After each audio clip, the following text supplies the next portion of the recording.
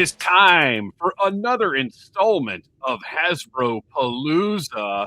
As you can see, if you're watching this on the Needless Things YouTube channel, we have our Palooza panelists. And I say that because at some point in the future, Mattel Palooza, Toy Biz Palooza, there's all kinds of possibilities here. We're going to stick with Hasbro a little longer because we've got so much we can talk about there.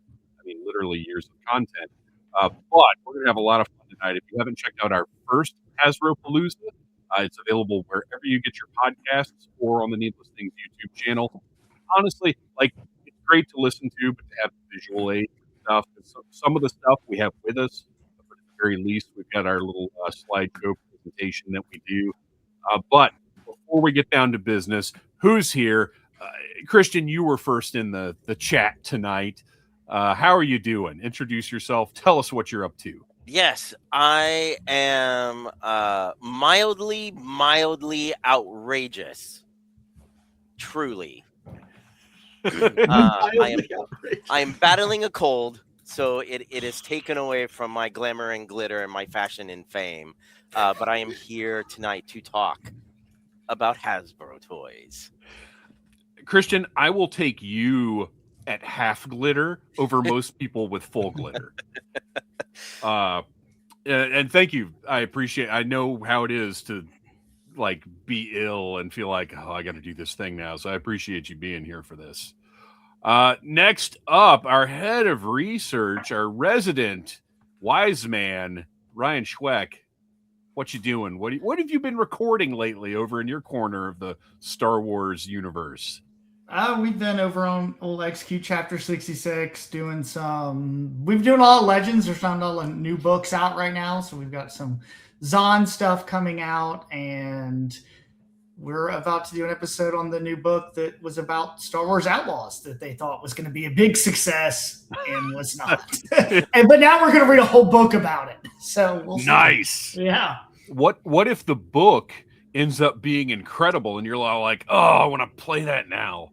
Well, so Beth is the only one that has actually finished the game, because I got to like almost in the tutorial where they teach you how to play Sabacc, and then I just played that for hours and didn't keep going with the game. See, that's my problem with open world games is I get distracted by all the stuff on the side and I never get through the story. Yeah. And finally, no longer a guest, full-fledged member of the Needless Things crew, part of the Palooza panel, and the man who originally came up with this whole idea, Jonathan Davenport. Welcome back. Thank you for having me. You see, listeners, sometimes it pays to just hit up a stranger online and say, hey, can we be friends? You never know where it can take you. Well, let's be clear. It does not pay. I never said that. We're actively losing money. It certainly can be worthwhile, and that's how some of the coolest relationships I've made over the past 10 years have come from just hitting somebody up online. Because that is one of the advantages, one of the few advantages of being alive right now, is that we can connect. You know, it is easy to connect, and as many terrible people are out there, you actually have an easier path to cool people now. So that's a good thing. So for anybody that doesn't know, Hasbropalooza is a celebration basically of the history of Hasbro. Each of us have picked 3 Hasbro releases from the last, how long have they been around? What was it, 100 years or something? We talked about it last time. Yeah. I wasn't ready to do a history of Hasbro this time, but they've been around for a long time. And we've each picked 3 items to discuss. You know, they may not even be from our lifetime. I don't think we've gotten too far back yet, but at some point, just for fun, next time we do it, we should each pick one from like pre-1975 or something, like just to get an old item in. And we're going to talk about them. We're going to share our memory, or, our personal memories of them. Then we'll discuss them as a group. And it's just a fun time. So I'm going to kick things off this time with my first pick. And as we go through, we'll talk about things like the year it came out, if we have childhood memories or just memories of when we bought it, what it means to you in toy history in general, if there are any must-haves to go with it, and any related media if it comes up. Some of these things are just toys for the sake of being toys. But we'll see as we go through wherever the conversation takes us. That's how we like to do things. So I'm going to kick it off with. Oh, well done. Well done. Evans, and I have kind of a theme with a couple of mine tonight of shit that you didn't remember Hasbro licensed. Because Wow. we all know the big ones, G.I. Joe, Transformers, the big properties that Hasbro's had forever. But when you look back, there are lots of times where just for a few years they had something new. So 1997, Alien Resurrection, which for me personally is probably the least watchable of all of the Alien movies, although still watchable, but just not my favorite. It's got a great cast, but it's just rough. Can we veer off the road a little bit and talk about Resurrection for a sec? We never do that here. I'm sorry. It never comes up in casual conversation in my circles. I have a real soft spot for this movie, and I can't even say I can't even say it's good. I'm not one of those guys who's like, just because I like it, it's good. I don't subscribe to that. But I really like it. It's interesting to me. Like, now I haven't seen it a ton of times, but when I saw it, I remember thinking like, this is a neat space to be in. Okay, you guys have you been to any of the Universal parks? Oh, yeah. Okay, so you know the Velocicoaster certainly has. Okay, he was there today, probably. He's there now.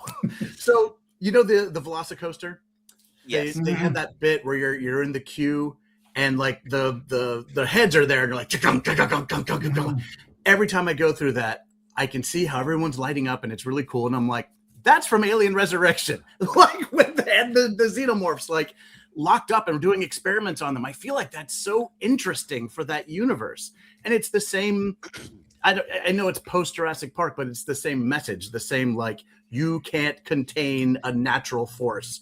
You will lose eventually. So I like that. I love anything with Ron Perlman being some kind of mercenary.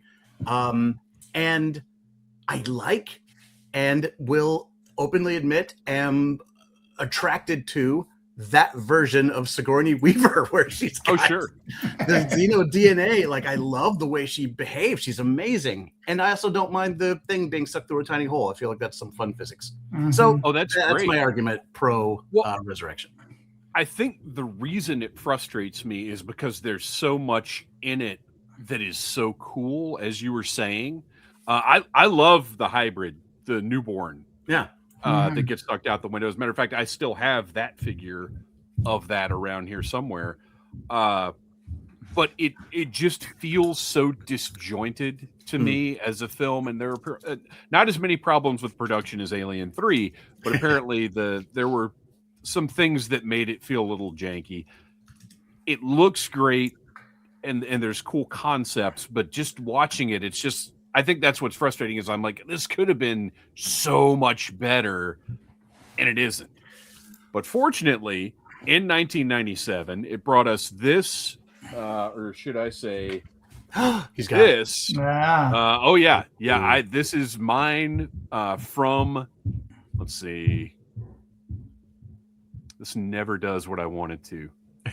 There we go. So this is actually mine from the year it came out. And at the time, this was the greatest Alien figure that had ever been made, because we hadn't really gotten any with articulation. We'd had Kenner's Predators versus Alien figures, but this fully articulated, 12 inches tall. It's got this cool metallic. So the plastic is kind of sparkly in and of itself, but then it's got these metallic deco hits all over it that give it a really cool look. It's got a bendy tail. It stands up really, really well. Oh, and I've got the section of the toy room that this is in is kind of a miscellaneous horror section. And because this is tall, it's on the top shelf. I had to very, very carefully reach up, get it, turn it, raise it, turn it some more, get it up without having to take 10 things down around it.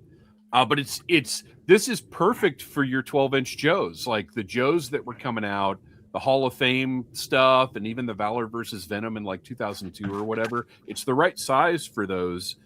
It's just a great toy.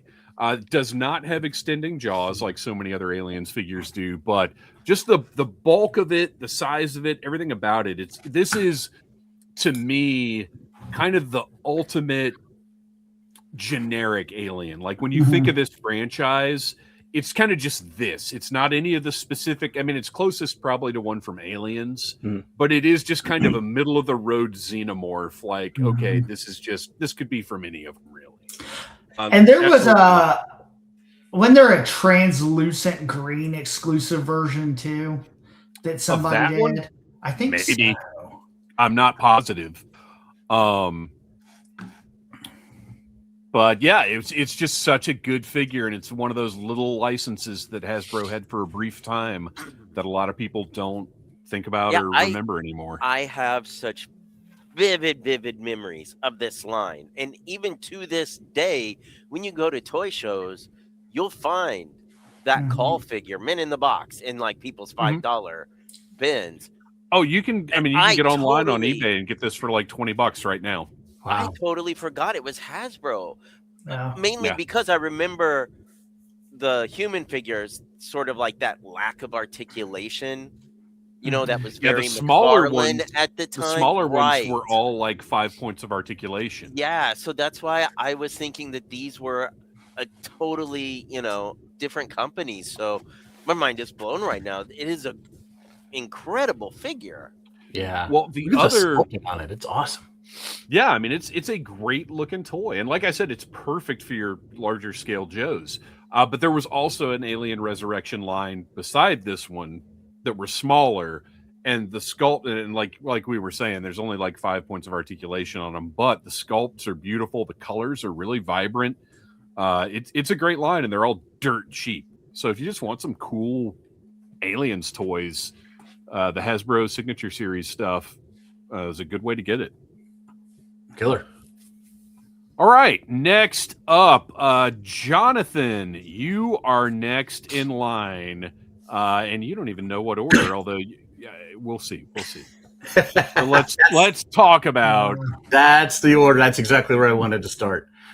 Okay, so I also have a little bit of a theme tonight. It wasn't intentional, but when I looked at my picks, I was like, oh, these all have a very specific thing in common, which was all my picks tonight are gateways to something. And I like that. This one is so interesting to me because I remember how old I was. I remember when I saw the commercial for it. And I eventually did get it, and it was my first Joe vehicle, right? And like I ended up with tons because my dad's like a real like a military guy. So when the Joes were out and they were all and they're all like kind of based on real vehicles, he was like, this is based on an A10 Warthog, and that's how I got a Rattler, So so this one was like my first Joe vehicle. So it was like, they had pegs for the guys, the machine guns like pivoted back and forth. It was super cool. But the reason that I remember it so well is because of the commercial. I don't know if you guys remember this, but like there was a commercial heavily featuring the Polar Battle Bear, but also the Joe and Cobra hang gliders. But it was a commercial for the comic. Yeah. And I had never seen, I don't think there ever was an animated commercial for a comic book before, right? No, that was all the Joe marketing team knowing that they could advertise for a comic book in that way. Right. And it 100% worked because I remember seeing that. And like I think it was before the cartoon because none of the voices were correct on the thing, right? So it was our first exposure to any of these characters moving and animated and the colors. And, Sunbow knew what they were doing at the time. So it was like beautiful. I was pulled in. I liked every single thing I saw. I was all in on every bit of it. And when it was over, I was like, I need those hang gliders. I need that ski thing. I need all those characters. And I obviously need to start collecting the comic. And I did all of it. Yeah. But it started with the Polar Battle Bear. And unlike a lot of other toys that you would see in commercials for, like, you know, it's Hasbro, right? It does not disappoint. Like, you get it in your hand and you're like, oh, this is even better than it looked on the commercial. Like, the hatch opens, there's an engine. It did so many things. And also, maybe most importantly, introduced me to Larry Hama and the comics. I had a subscription to the G.I. Joe comic. It would like come to me. And do you guys have that in the brown slip? Once a month? I had it for Uncanny X-Men. No, yes. Actually, no. I had it for like 3 or 4 things because they did one of the deals in the back where it was like subscribe to 5 titles for $4 or whatever it was. Yeah. But then I found out the comic book shop got them sooner than the subscribers did.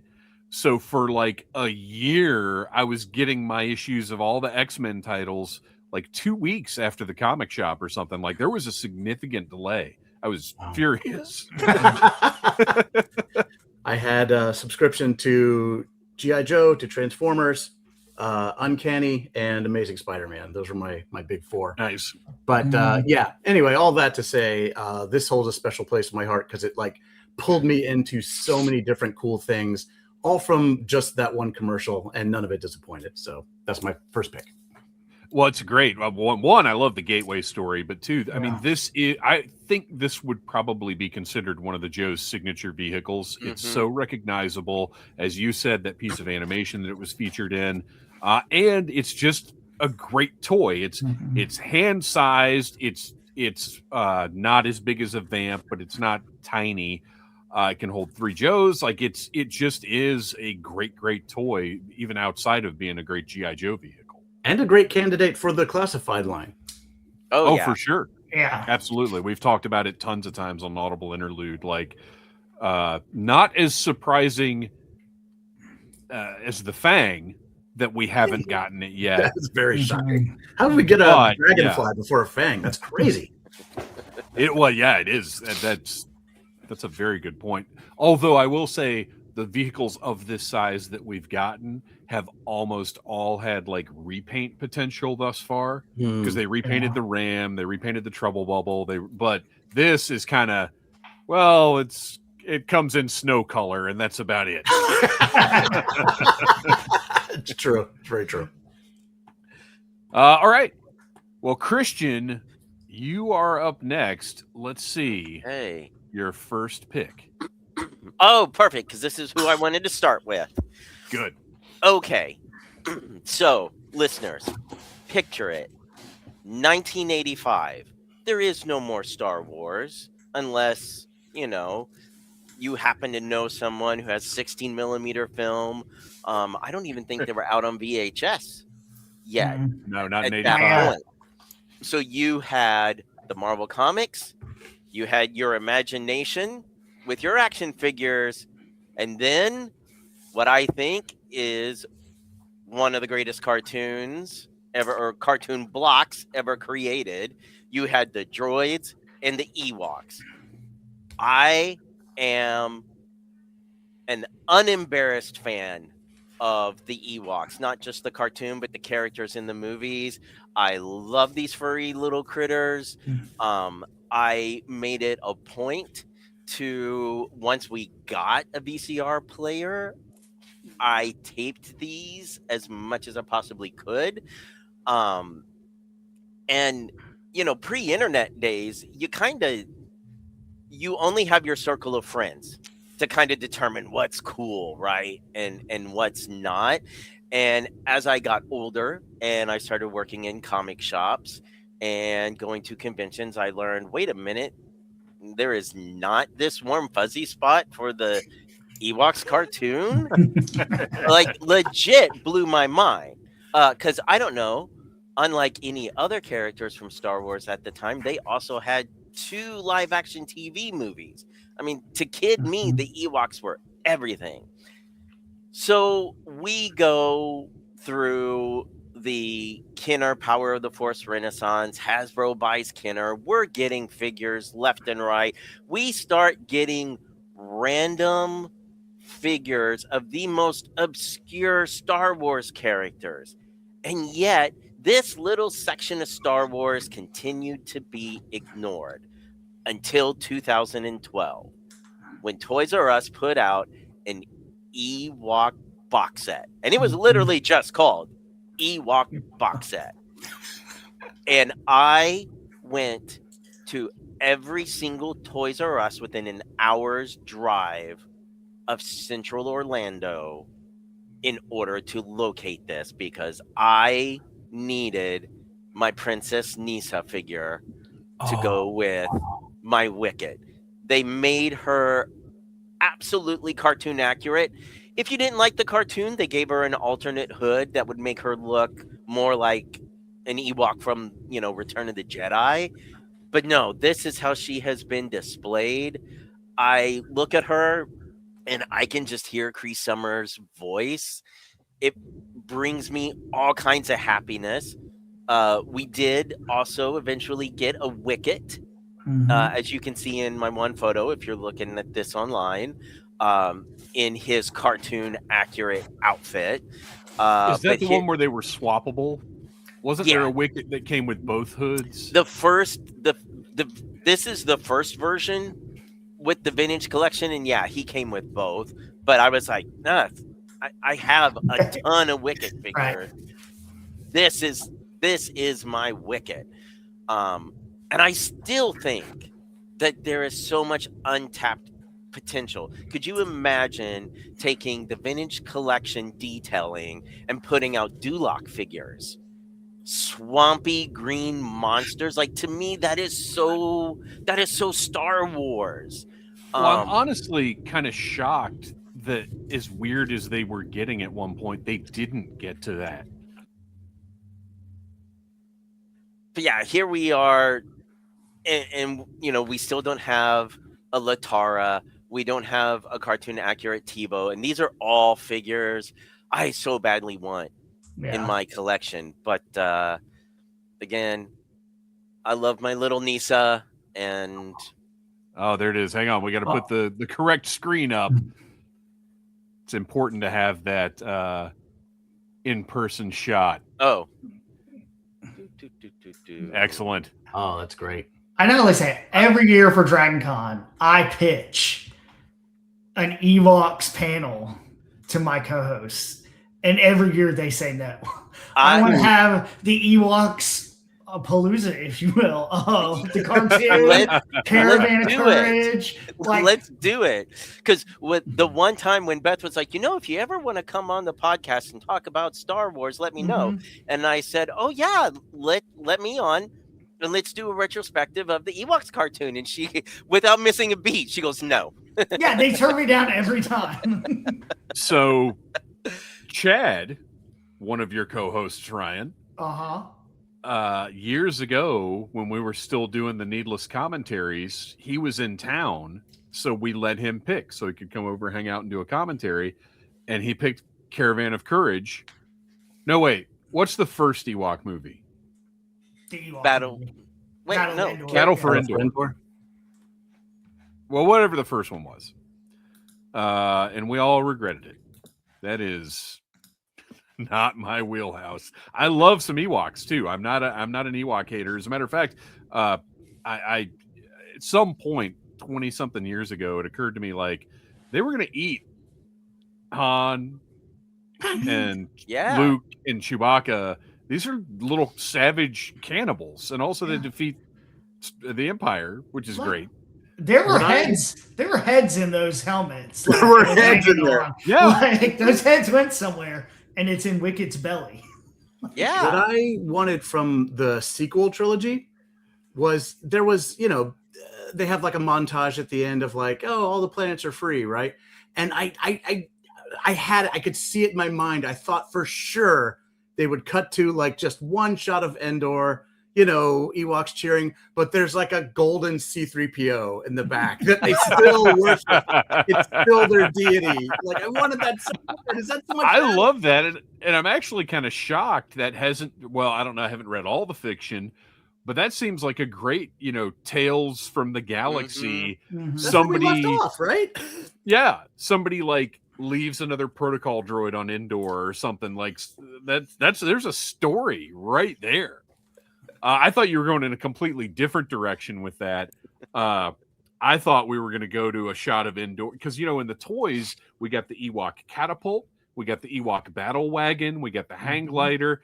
I thought you were going to say, and we go back to indoor and we see the Ewok guillotine and all the Imperial governors just chop while Yub Nub plays in the background. But their heads fall into a giant, like Looney Tunes era, like the big black cooking pot. With the Ewoks, with their spears dancing around. The heads fall into the same basket the baby Ewoks are sitting in, and they just play with them.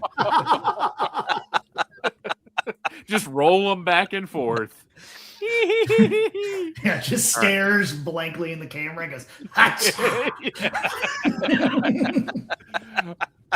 so yeah, this was such an exciting figure for Hasbro to get to, and it kind of led to hope of like, oh, they'll do more like niche stuff like this. But let's be honest, the reason we got her is because it's basically just a new head, and a new hood.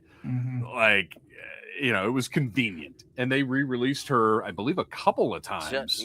After this, but yeah, great pick. Next up, Ryan, wrap up round 1, if you will. Let's see what I got. Oh, wait, I guess I got to put it back on the screen, huh?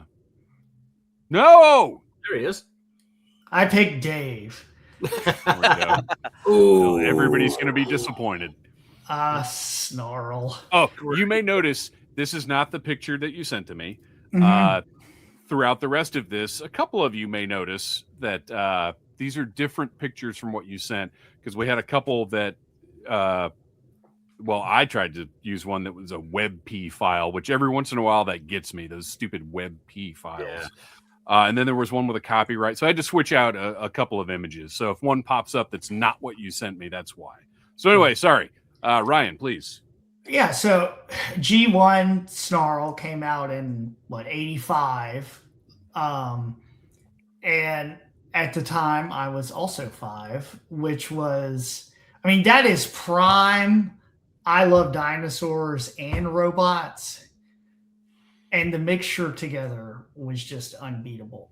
And I always preferred Snarl. And I don't know if it's because he has more vac metal than the other Dinobots do. He's a little shinier. But he's always been my favorite. And I have a vivid memory. It's like visceral. For whatever reason, my Snarl, the tail where it went together, really there was only 2 or 3 pegs that held that tail together. But mine would get stuck all the time. And I would use my teeth to undo it. Oh my gosh. And I can still remember what it felt like in my mouth to bite down on the back metal Snarl. And it was I vividly remember my Snarl also, the back metal chipped away from where I was right down on it.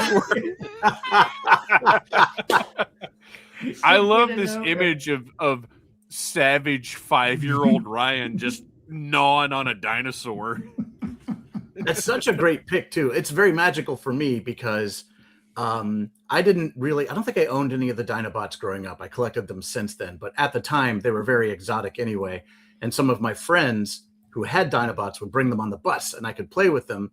And for whatever reason, everyone has Grimlock, everyone has Sludge. Nobody had Snarl and no one had Swoop. So I never got to touch them for years. So wow. He's magical to me. That feels mythical.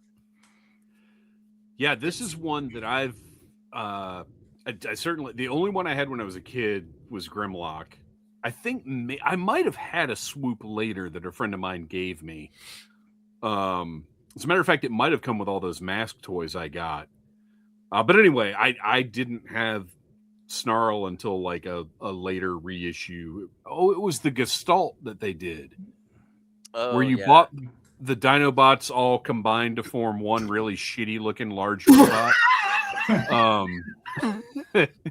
Which, look, that's not uncommon for the Gestalt. Some of them are awesome. Devastator will always be classic. I think, to me, every version of Devastator they've put out has been really cool in some way. But the one that they did for these guys was not great. But this original one, you're right. I had never thought about the fact that this does have the most vac metal. Mm-hmm. And I remember my back right leg, the dino leg, was super loose. And it would just like spin and never stay trimming. I also the fact that he's actually got like hips and knees. It was always exciting when a Transformer had like a little more articulation in robot mode. And also the fact that his tail splits in the back to create that profile is really, really cool. That's what I was going to mention, because the two Dinobots I still have from when I was a kid are Slag and Snarl. And Snarl, because of the tail armor, with the spikes and the way that the back spikes, like you shift them down, but you have two that kind of stick up on either side of his head.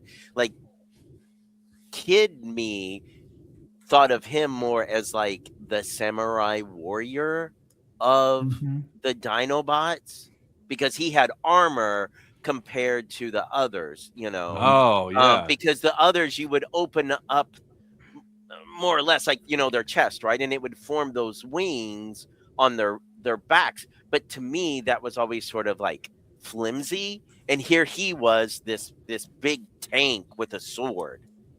Love that. With a mysterious hatch in the chest.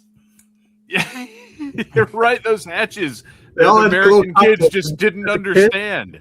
You're like, what? Why? Who drives the Dinobots? I'd always just store stuff in them, like random stuff I've like stuck in there. Yeah, anything small enough to fit in one of those hatches, whether it was a Transformer or like there were a few other lines that had weird little hatches, that from Japan that we didn't understand. I do remember I used to put M&Ms in it too. That's how he would impress the girls on the playground. Like, hey, you want some M&Ms? I'm not really into these toys. I just smuggle M&Ms for you, sweeties. All right, let's see here. What do we got? Oh, I'm back up next. Okay, so we're into round 2. This continues my theme of stuff that you may not remember that Hasbro did. So Hasbro briefly in, I think it was 2000, 2001, had the DC Comics license, put out a couple of different lines of Batman figures, put out DC superheroes figures, and then also produced a line of Mego style figures. And what we're looking at here is hang on, let me get the correct name of it. Oh, you know what? It doesn't have a correct name because it looks like it's like the most generic. Looking at the box here, it's just got a bat symbol. It's not even, there's no line name. It's not like DC superheroes or there was a World of Batman line that they did. This is just the Joker, Clown Prince of Crime. What year was this? 2001. Huh. And there were a number of, so there were some specific Batman releases. They did a Batman with a removable cowl. They did Bruce Wayne. I think they did Superman and Clark Kent. It's like a Superman version of this. But then there was a separate line of Mego style DCs that came in like rounded containers that were great. But anyway, we're talking about Joker. I still think this is the best Joker figure that's ever been made. He had little articulated hands. He could hold his gun, his cane. He came with this box that exploded. But the soft goods for this era are they're layered. They're so well done at this scale. They look right. I would definitely say that Hasbro's products like this were a step above Toy Biz's famous covers. But it's just a fantastic looking Joker. Classic comic style, probably Silver Age-ish. Evoking the Cesar Romero look as far as the suit goes. You know, speaking of the suit, this is one of those rare times when the product photo is not as good color-wise as the figure. Yeah. Like, Yes. the colors on the figure are great. Yeah, the product is like too dark a purple, whereas the figure is more that sort of almost lavender. Well, again, like Cesar Romero had in the show. But just a excellent figure that you don't think about all the time. And I might not have mine anymore because I sold the tote that had all of my famous covers in it years ago, like 15, maybe before I got married even. So long time ago. I got rid of the famous covers because they were all kind of falling apart, or a lot of them were falling apart. Like the Dark Phoenix, the Tampo was coming off. It was doing that flaky thing and getting all sticky. And they weren't holding up very well. They never displayed very well. And as much as I loved collecting them and appreciated them for what they were, somebody made me an offer and I was like, all right, let's go. But I believe these DC ones were in the bottom of that tote because I realized at one point, like, I don't know where these are. I don't think I have a tote with anything like this. And I was like, oh, I used to have a tote with a bunch of stuff like this. So I don't have one of these to show, but it's just such a great Joker figure. Do you guys even remember this DC stuff? No. Zero memory. Definitely check out figurerealm.com is my favorite resource for. It's not the best, it's not the easiest to navigate, but they've got checklists on there that are relatively thorough. But just look up Hasbro's DC Comics stuff. There's a lot of really cool releases, a lot of cool figures, one of which we may be talking about again at some point in the future. Okay, let's see here. Next up, Jonathan, back to you. Yes. Oh, yeah, that's the one. So, yes, back to my starter theme. You guys know about my lifelong relationship with the Transformers. And it all began with G1 Starscream. Again, tying things into my dad, F-15 Eagle, right? So it's like, we know what jet that is. And that was the one that I managed to convince my parents to get me. And whereas I don't have the original that I grew up with, I did manage to pick up. Oh, let's put it up here. Yeah. Why does it do that every time? The camera loves you. It does. It's true. But it's just such a beautiful mold. Like, it's so good. It looks like a robot. It looks like a jet. You can't say that for every one of the Transformers from G1. You're right. You know? But yeah, I just, when I look at this, it like sends me back spiraling through time. I don't know if you guys remember the artwork on the back of the Transformers boxes, the originals. It was like that. It was airbrushed, I think. And before the cartoon came out, it's like there were only the commercials, the animated commercials, and that artwork on the back. And I just remember staring at it for hours and hours, like just imagining what was going on. And I couldn't have been happier with this as like my starter figure. One bizarre memory attached to it. Ryan, you were talking about the back leg of your Snarl just spinning out of control. Yeah, so on my Starscream, they've since fixed it, but the hatch would never stay down, like the fuselage, the cockpit there. It would always just pop back up. It wasn't weighted correctly. So like there's nothing to latch it down to. It was just a friction hold. And so mine just constantly popped up, which was no fun. So I got some sticky tack. and it was black for some reason. I don't even know where I got black sticky tack. And it held the cockpit in place, and I just like would ball it up and put it somewhere when he was in jet mode. And like, it's such a core memory that it's weird this doesn't have sticky tack on it. Like, did all the Starscreams used to have sticky tack when they sold them? That's funny. Weird that they don't do that anymore. But yeah, love that. Love that figure. And it got me in. It got me in.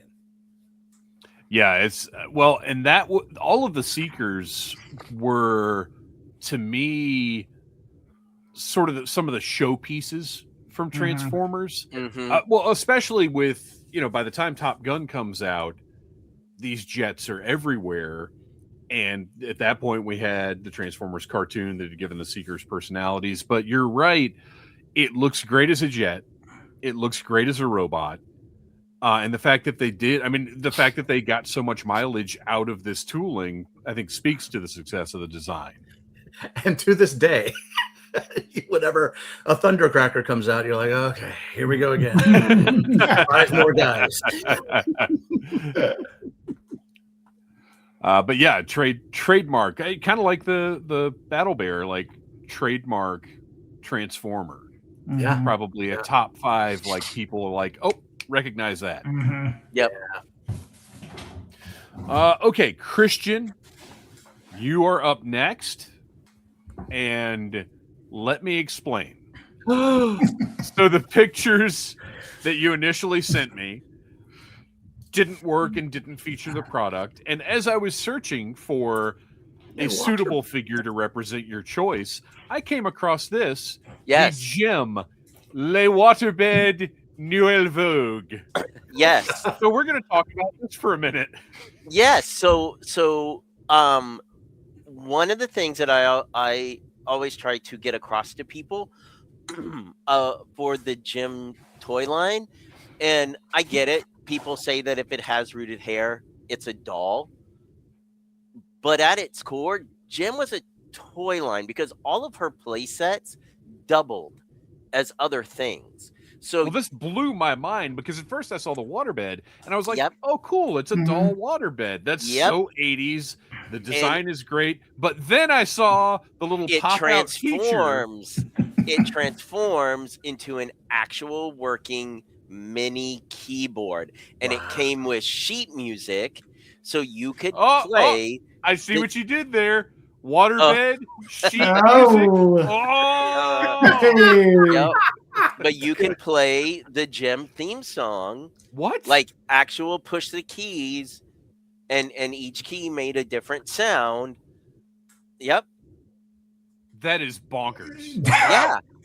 Now I'm even more glad I picked this.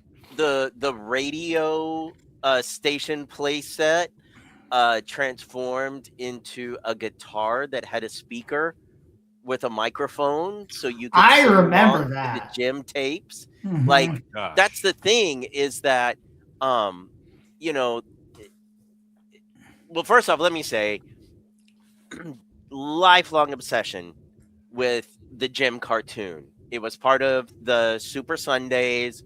You know, it was Jim, Robotics, Inhumanoids, and Bigfoot, and the Muscle Machines. Yeah. And Jim, out of these 15-minute segments, Jim was the most popular segment, so she ended up getting her own cartoon. And Inhumanoids eventually did, but Jim's was greenlit right before. Unlike quote-unquote doll lines where it's all about fashion and hair play, which you did have with Jim had clear-cut villains in both in the cartoon and the toy line. And that's what I want to talk about, because I think in the lexicon of 80s villains, when you're looking at you know, Skeletor and Mum-Ra, even my beloved Cobra Commander, honestly, they pale in comparison to the evil of the Misfits. So should we go ahead and move to your actual pick? Yes. So I want to Roxy. Wow. Roxy. So the Misfits, part of the feedback for why the Jim doll line did so bad was parents were horrified at the villain dolls because they looked like punk rockers. In the cartoon, it wasn't world domination. It was, we want to be famous at whatever cost. So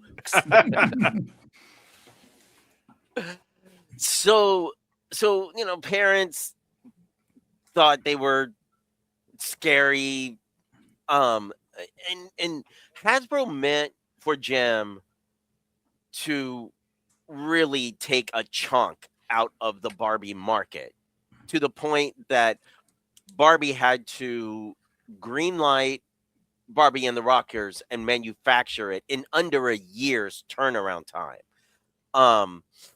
But being a boy, my parents did not allow me to quote unquote, you know, play with dolls as a kid. Of course not. And Terrible. it's you know, Jonathan, earlier you mentioned the artwork on the packages. And that's sort of what I wanted to bring up because, you know, loving the cartoon, and then seeing the boxes on the shelf, the artwork, like here's my mitten box. Oh, nice. Oh, Roxy. wait, hang on. That's good stuff. Yes, this is the Brazil. Wow. That's release. an original? Yeah. But look at this. Look at the artwork. Yeah. On the back of that box, you know? And so many great toy lines of the 80s had that, you know, G.I. Joe, Visionaries, Masters of the Universe. Like you could spend time just sitting in the toy aisle looking at the packages and imagining everything just being that awesome. Even if the toys didn't live up to that artwork. Because manufacturing, you know, was what it was at the time. But besides the Visionaries, Jim and the Holograms is the only other toy line that I was a completist for. Once I discovered eBay in the early 2000s, and I just got real lucky meeting a handful of people, and within a couple of years, had a complete set.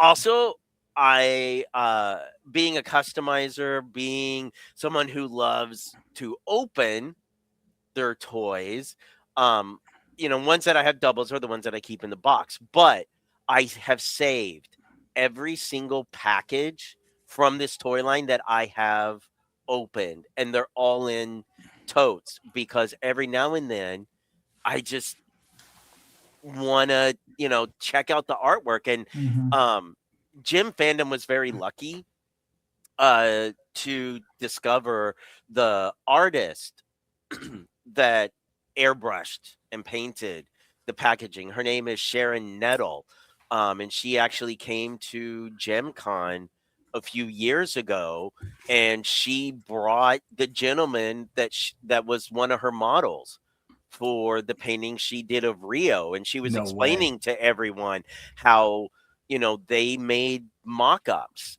of the, you know, adult size mock-ups of the fashions and all that, so she could sit there and do an actual real painting session.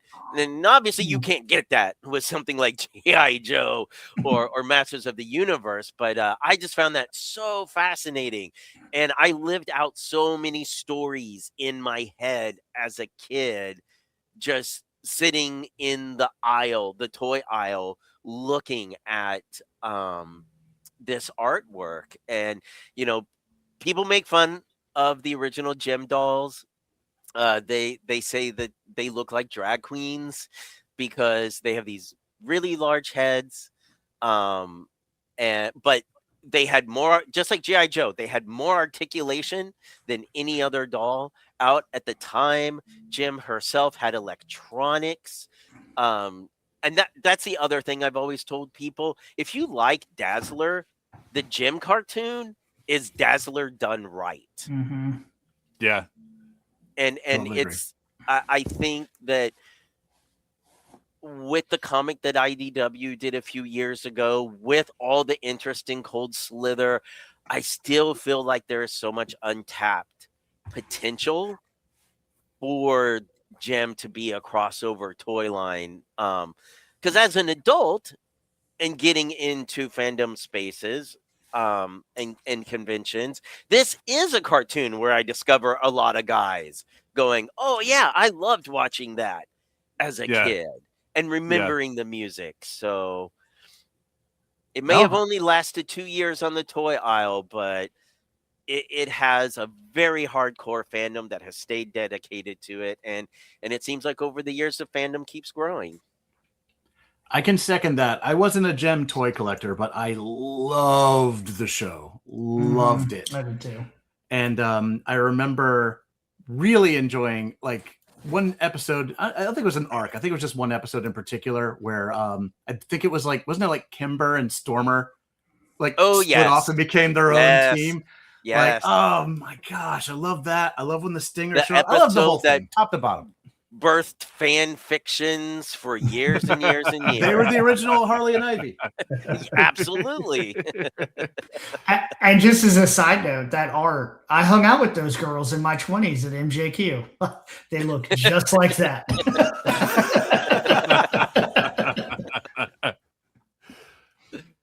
So yeah, another iconic, and I love that you picked Roxy because that's not like probably the first one anybody would think of, but it does open the door to Jim being a little bit deeper than people I think realize. Yeah, Roxy is my absolute favorite. There was something about the white hair, and on the cartoon, Pizzazz is like, spoiled rich kid that just wants to be famous, and Roxy is like that street smart girl. Roxy, Pizzazz is gonna pay someone to beat you up. Yeah. Roxy's gonna wait outside that restaurant for a couple of hours, and when you realize your tires are smashed, she's gonna hit you upside the back of the head with a baseball bat. And I loved that toughness yet girliness of her. Well, even the name Roxy, like it even sounds like tougher than Pizzazz. All right. Next up, Ryan. Let's talk about your second pick here. It's going to be. Oh, get out of here. So this is the Fing Fang Foom Build-A-Figure from Marvel Legends. Came out in 2008. It was, the maybe fifth wave of Marvel Legends after Hasbro took over. And the first couple of waves weren't awesome. No. And this really, to me, it's the last big, great Build-A-Figure, right? Not that we don't have good ones now, but this is the last of that era where we were getting the Sentinel and Galactus and Giant Man and those giant ones. And he's so good. It's where is it? There he is. He's Oh wait, here. Yeah, let's take a look at that thing. Can we see Dave big real quick? Perfect. Yeah, it's gonna happen. Gosh, it really is good. And I've even seen that at toy shows, but I don't want to look at it. You know what I mean? Oh, yeah. Well, and you can buy, knockoff versions of it that I've heard aren't bad. But also what's interesting about this one, it was not an easy wave to find. And I happened to find, and it was a big price hike. Well, They went up to $15 a piece, and that was the point where I was like, I will never pay $15 for a 6-inch action figure. Well, that's what I was gonna say. This is the wave where I stopped. Before this, I collected every single Marvel Legend that came out. Wow. All of them. I have all the Toy Biz, I have all the variants. I had it all. And then it went to 15. And I still vividly remember finding the whole wave at Toys R Us and spending 30 or 45 minutes in the store just being like, am I really about to spend $15 a figure? I mean, I'm glad I did. I never saw them again. And the figures themselves. 6 figures? Mm-hmm. Yeah. So that is from just. Oh, I thought it was figures. more. I think it's 6. Let's see. It might be an 8 one. I had it pulled up. Because it was in the end wave. It's She-Hulk, Scar, Absorbing Man, Wendigo. You think I knew them all? Samson, Wrecking. Looks like there were 8. 8 is an 8 one. Yeah, it might be an 8 one. That makes sense. Because that was like the Giant Man Build-A-Figure, which is when I stopped caring about Build-A-Figures. Mm-hmm. Because I was like, it's too many to try and track down. And now, it's impossible to track a 5-figure wave set now. Mm-hmm. Yeah, it seemed like back then too, you'd either find them all at once and you'd be good to go, or you would miss one and never, you have like Miss Yeah. one, a giant, and yeah. never see it again, or never see it at all. Mm-mm. Yeah, the first few years of Hasbro Marvel Legends were rough for a lot of reasons. But yeah, this thing, so every time when people are talking about HasLabs and large size figures or whatever, every time somebody would bring up Fin Fang Foom, I'm like, really? Do you really want to pay $300 or whatever it would be for a HasLab for that? But looking at that one you've got, I'm kind of like, yeah, I guess so. Yeah. And you know, if you don't go the HasLab version, you could do him as Do the made to order. Yeah. And make him not quite as big. But I just don't know they're gonna. I mean, I don't know how I would improve on this one. It's just. I think the only way we're going to see a HasLab, because I do feel like they probably want to revisit him. Mm-hmm. I think the only way we see a HasLab is if he shows up in the MCU. So they feel like they've got a media reason to do the HasLab, even if it's not. Even I don't think they would do the MCU version as the HasLab. I'm just saying they would feel like they need that media representation to build up the hype. And my looks awesome. I wish he had his purple shorts, but he right. You could get some little purple shorts for him. I'm sure you can get on Etsy. I bet you can find some little purple shorts. They belong to the Hulk, but you could get them. Yeah. If they were to do a made to order, I would want them to lean more in the Kirby aesthetic. Yeah. And well, just that's what I make was them getting ready to say. A little chunkier. That actually would be the reason to do it. Because look, I'm going to slide back here a little bit because I don't think I've even talked about this on the show. But imagine let's see here. Like imagine this, but Fin Fang Foom, this kind of styling to it. This is for anybody that's just listening. We're looking at the recent made to order Sentinel, which is awesome. It is the size works for me. The look is exactly what I wanted. I reviewed it on the channel, so you can check it out here. But I haven't talked about it outside of that. This thing is incredible. I don't know where I'm putting it. I don't know what to do with it. But thinking about a Fin Fang Foom designed like this sturdy, this chunky and thick, and even this size, do it the same size. Yeah. It'd be great. Back on the floor. That's where that signal right back on the ground until I don't know when. I could have it flying. I could hang him up. All right. Let's see. So that brings us. Is that right? Yeah, that brings us to the final round. My big head again, although this time it makes sense. Nice. I gotta talk about Grand Moff Tarkin. So we didn't get, even though he's the main villain of the first Star Wars movie that ever came out, we never got a Grand Moff Tarkin figure in the original Kenner line. But then in 2018, Hasbro did something really, really exciting and released their first retro style figure. To me, this is what kicked off the current retro Kenner style line by giving us a character that we had never had in that original line and bringing back the Kenner line. Now, this was included with my big head again. It really is just about me. That was included with a reproduction of my favorite board game of all time. If you have not played the Escape from the Death Star game, the Star Wars game, my granny in Wilmington, North Carolina, every time she knew we were coming to visit, which was pretty often,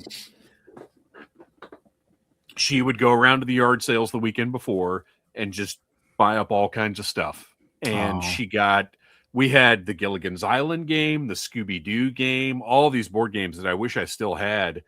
But the one that we played every single visit, and I made everybody, Granny, Papa, Mom, Dad, everybody had to sit down and play Escape from Death Star. So I was really, at the time, more buying that game for the game than I was for the Grand Moff Tarkin, because I didn't have any vintage. And Jonathan, this almost goes into your theme for the night. I didn't have any, I had a couple vintage figures like left from when I was a kid, but I wasn't collecting them. I wasn't displaying them. And it was really just, this is really cool to have. And he stayed in the package for a long time. Now, eventually this board game went on clearance and I got like 5 copies for $8 each. So I've got plenty of this guy mint on card now. But at the time I didn't know I was starting a new collection, because it wasn't. You never know. Thing. No, you definitely. Well, but I mean, such a thing didn't even exist at the time, because Hasbro hadn't launched those retros yet. And then a year or two later, they did the inferior Battle on Hoth game, or what, I can't remember what it's called, but it takes place on Hoth. It's not even good. I can't even say it's not as good as the Death Star game. It's just not good. But it came with a Pilot Luke. That was a new thing. We hadn't gotten that specific look. Well, there was a Pilot Luke in the original line, but this was a different figure. Or wait, no. We got an X-Wing Pilot Luke. This was a Hoth this was the Hoth Speeder Pilot Luke. Yeah. But anyway, and the figure is great. If you look at this, the portrait is fantastic. It's almost a little too good to have come out in like 79 or whatever. But thrilled to have it, and now I've got this whole collection. I've bought almost every release of the retro figures. It's my favorite segment of Star Wars right now. I wish we could get some vehicles. But yeah, this Grand Moff Tarkin, just a landmark figure. Ryan, did you pick up any of these? I didn't get the retro. I got this because I wanted the Death Star game. Yeah. But yeah, I stayed away from the retros. Well, you got my first set of them. Or no, the Empire Strikes Back ones. I think those are the ones you found for me. Yep. Yeah, I found the Empire Strikes Back. I was wondering, why didn't they do Tarkin? No idea. There's got to be a story there. Yeah. Next time I talk to Brian Hickey, which, by the way, new episode with him coming up very soon. I'll see if he knows. Although he's more of a Palatoy guy, so I don't know. Christian, what was your level of Star Wars in 2018? Well, you would have been deep in vintage collection at that point, right? Or whatever. Right. Yeah. So was. I passed on the retro figures because during that time I was like, I have the vintage collection, Tarkin, and he fits in with everything else. I regret it in hindsight because I do still have all of my vintage Star Wars figures. Oh, nice. And so it would look nice if I ever change my mind and decide to display them. But he looks so good. This form factor, especially Star Wars, one is so nostalgic to me, but two is just so charming to me. They stand up great. They sit down great. The sculpt is nice and clean. They've got a great profile. Like the 5POA form factor, it's solid. I'm wondering if this game. Oh yeah, you can still get this version cheap. All right. So next up, Jonathan, this is it. This is it. Final round. Round Pick number 3. Yes, of course. Obviously. So rounding up my whole gateway vibe here with my guys. You guys know, as we talked last time, I'm a big masterpiece collector in the Transformers line, and it's an insanely expensive hobby. Thank God they ended the line finally. It's got real bad, like real bad. Isn't that the weirdest relief ever when like a toy line you love ends and you're like, "Aw," but phew. It's such a bizarre. It is. It's a weird feeling. This is MPO1, the first masterpiece figure ever, released in Japan as a Masterpiece Convoy, of course. Now, I'm putting him under Hasbropalooza because the version I had was released by Hasbro. The original was just a Takara Tomy exclusive. Same. Right. But I then had the one Toys with the short smokestacks. Oh, I know which one you mean. Yes. Oh, here we go. The Toys R Us exclusive Hasbro Yes. released short stack MPO1 Optimus Prime. Because American children are dumb and they'll stab their eyes out. Dude, it's true. But also, man, talk about a killer figure. Like, have you guys all gotten to handle this guy? So Yep. heavy. I haven't touched him in a while. I pulled him out of storage just for this. I might actually leave him out because he's pretty solid. Weighs a ton, like so many gimmicks. Remember when toys had gimmicks? Yeah. So many things this dude does. Do you remember this bit with the mouthpiece? Yeah. Yep. It's crazy. So he can talk. That's incredible. This might be the first figure of Optimus that has a matrix intact, right? Like in the chamber. I think it was. I think Opens. that was a big part of the draw for me because, of course, at the time I was not collecting Transformers, but that was a big. Oh, finally they're doing this, Right? Yeah. Actually has that. Like that was incredible to me. Didn't they do one of these?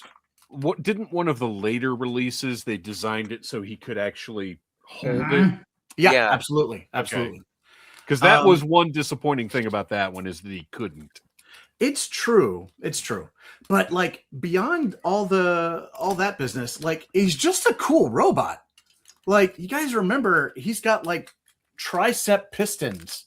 They don't have that anymore. They still don't make stuff like that. Like that's incredible. Like in the knee joints, more pistons. Remember this bit with the vents on the legs that open up? That was my favorite part of it, was the vents. Yeah. And then like the hatches on the forearms where you can call Bumblebee and like Starscream, which is bizarre, but whatever.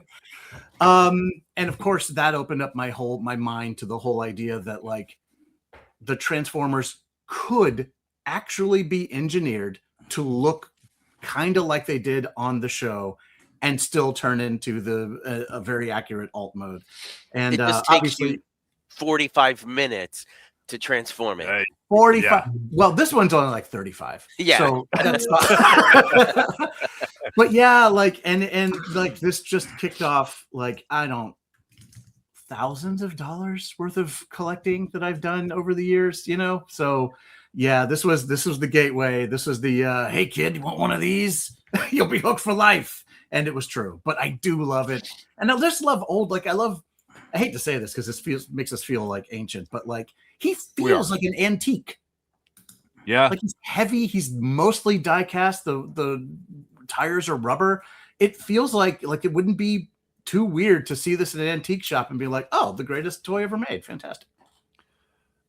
Yeah, this was this is one of the few Transformers I kept this that first masterpiece Megatron, even though it's not great and He's a little janky, but again, cool old robot. I like him. And then the Shockwave, because Shockwave is my favorite Transformer, so I got the masterpiece Shockwave, and actually he's still out on display. The other two are packed up. But do you remember the price point on this originally? Wasn't it just like $95 or something? Like $99, $95. Yeah, right around there. But he did not have the trailer, right? But they did later make a trailer, right?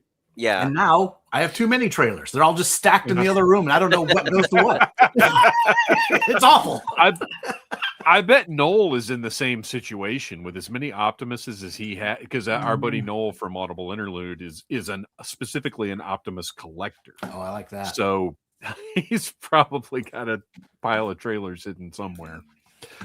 Well, Yeah, just- great choice. And again, you're right. Like definitely a gateway, because that it almost got after Megatron. If that Megatron hadn't been as Mhm. weird as it was, I probably would have continued with these. If they jumped straight from Optimus to Grimlock, I think it would have been unstoppable, because that Masterpiece Grimlock was amazing too. Yeah. All right, Christian, back to you. Okay. So growing up in the Real American Hero era of G.I. Joe, it's a little hard to imagine that there was a lengthy period of time where G.I. Joe had no enemy. Your adventures were just your Joe in the backyard doing whatever. And by the 70s, they were shifting away from the military. We had Adventure Team. So it was like your Joe is going camping. That's your play style. But all that changed in 1976 with the introduction of the Intruder, the strong man from another world. Oh, that's killer. So, I don't remember this from when I was a kid. In doing Audible Interlude, and looking up GI Joe stuff, this kept, popping up online, and it cannot be understated how obsessed I just thought it was the coolest thing. They have like these Stretch Armstrong sort of arms and legs that have like very little detail to them. You put his arms up, you push the button on his back, and mine, I got it obviously used. So one arm doesn't work, but he has a more or less a power hug. So he can squeeze the life out of G.I. Joe. This was he weirdly he predates them by 20 years or whatever, but he weirdly has kind of a WWF Hasbro form factor. Yeah. Very good point. Yep. So he came in two different styles: Commander with the dark beard, and then just regular Intruder, which I think was like blonde. But this one holds, besides the fact that it's mine, holds a very special place on my shelf, because it was one of those figures that when you look online, Adventure Team era Joe stuff isn't cheap. And so I did not think I would ever get to own one. And 2 years ago, I think it was, I went up to Toylanta, and on a whim, there was a booth selling vintage Joe stuff, and he had a bin of Joe parts, right? And I'm digging through it for whatever reason, and lo and behold, here is this semi. I mean, I don't consider him broken because it's just one arm that doesn't move. He didn't have his armor, but he was like $20. And I had already spent. Nude. He was being naked. saucy. I put him back. I was like, no, I've already spent enough. What am I going to do with it? And I just kept walking by that booth and walking by that booth and walking by that booth, and I was like, this is a sign. And so I dropped the money. I got him at $20, and then was able to go on eBay and get his armor to make him complete. And man, he's a figure I hope to see in classified one day. I just think he's great. There's just something about him, this whole power lifter kind of physique. And when you look at the ads, like the comic ads that introduced him, the box art, it's all him just pummeling G.I. Joe. He didn't come with weapons or anything. So it's all about just his fists. So here's this, big, strong guy who's going to use his fists against someone who has a gun. And he goes perfect with if you also are collecting the Super Joe Unlimited figures from White Elephant Toys, as you can see with I think they called their version Atomic Mike, but he scales perfectly with them, and he's just 70s greatness. I didn't know think this guy. He's cool. introduced the wackiness to G.I. Joe. Yeah. Christian, at some point in the future, for Audible Interlude, do some homework and find out who designed him. I'm very curious to know, where that original design came from, because it is so weird and different. Yeah, because I was looking up intruder artwork, because there's got to be more advertisements than the few that I've seen online. Like, pretty much you just always see the one comic book style. And unfortunately, it kept spitting out that Rob Liefeld panel, which when we reviewed that comic, for Audible Interlude, I was so excited because I was like, it's the Intruder. It's Rob Liefeld artwork. But yeah. Is that what we're looking at there? Is that the Liefeld? Yeah. I almost asked, but I was like, why would Liefeld have drawn this guy ever? He did a Snake Eyes miniseries, and he squeezed in a lot of Adventure era and Super Joe era cameos. That's cool, actually.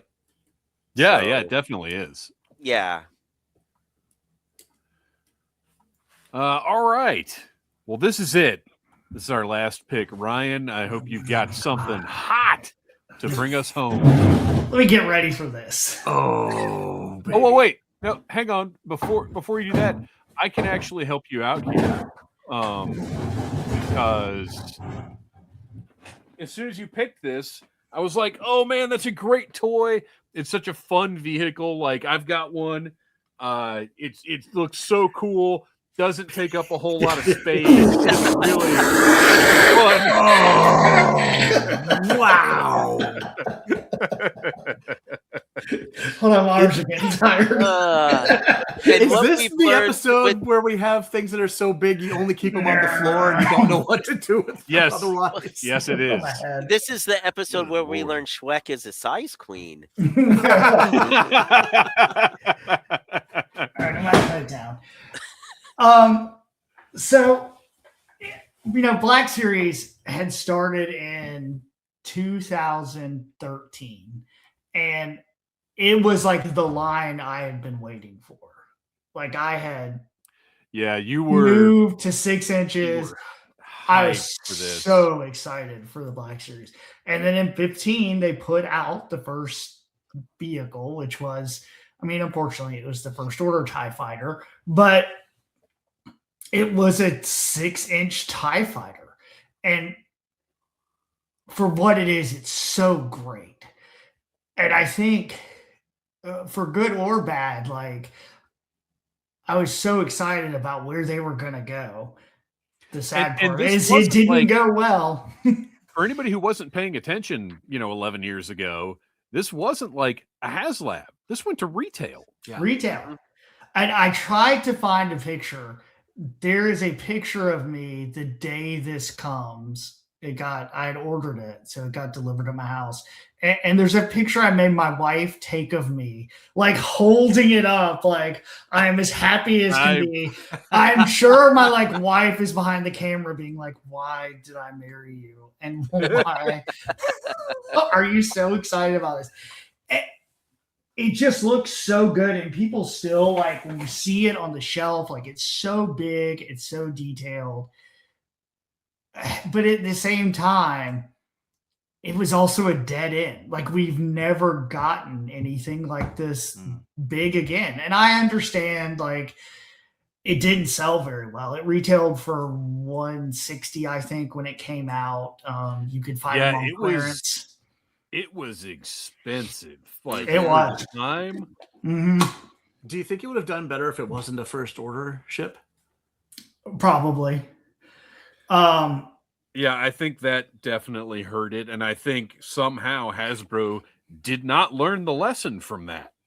No. Because they continued with focusing, and I'm not saying they shouldn't focus on new media, but they continue to this day to focus on new media to the detriment of the vintage stuff that, you know, collectors now, that's your audience. It's not really kids. It's interesting that still 11 years later, they're shooting themselves in the foot in the same way. And I like to trick myself every year when San Diego comes up or Toy Fair, like, this is going to be the year. They're just going to put out an X-Wing. It's going to be a HasLab. like, it's crazy they haven't. Or just try it at least. I mean, Right. G.I. Joe gets it. Like, Yeah. y'all get the bigger vehicles. Dude, And- people just paid $400 for an Ecto 1. You think people aren't going to pay $500 for an X-Wing? Yeah. Of course But they that's would. where I've always wondered why have vehicles not seemed to work for the Black Series in the same way that they have for the Joe line? But I think you hit it on the head, because with the Joe line, I mean, they're sticking to Real American Hero. Even if they give it hits. little updates here or there, like the Black Series, the Classified Series Vamp is a bigger Vamp than what you had as a kid. Right. Like everything gives you that nostalgia pool. But it's weird because, man, I remember the hype around this coming out. And then, yeah, it fell flat on its face. And it seemed like, working at comic shops at the time, that every single attempt that they did, because our shop was across the street from a Toys R Us. And we just, everything they were doing was coming, it was landing at clearance. Yeah, eventually. because they did the Sand Speeder, and it went to clearance. They did like all that. None of them, by what we could see as the public, seemed to do well. Yeah, the only one, the speeder bikes did well, but they're little. They don't count as much. But I mean, and the only bigger things they did the snow speeder, which clearanced. They did Ray's weird, whatever that thing is. Yeah. Which nobody was asking for that. Oh, actually, I bought one of those. Oh, I've got it, of course. I actually really liked that design. But yeah, it went to clearance. That all of the vehicles they did. Yeah, it's just it's such a good, solid. It's got great. Oh, it's an awesome toy. Like, yeah, it is.